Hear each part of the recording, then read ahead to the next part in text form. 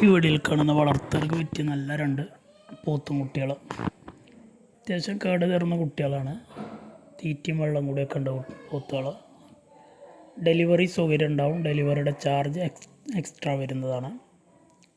2 പോത്തുകൾക്ക് ഉദ്ദേശിക്കുന്ന വില 39,000 രൂപയാണ്. 39,000 രൂപ.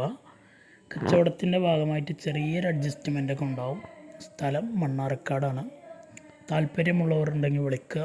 നല്ല വിട്ട് മേഞ്ഞ് പരിചയമുള്ള പോത്തുകളാണ്. വളർത്താവശ്യക്കാരുണ്ടെങ്കിൽ വിളിക്കുക.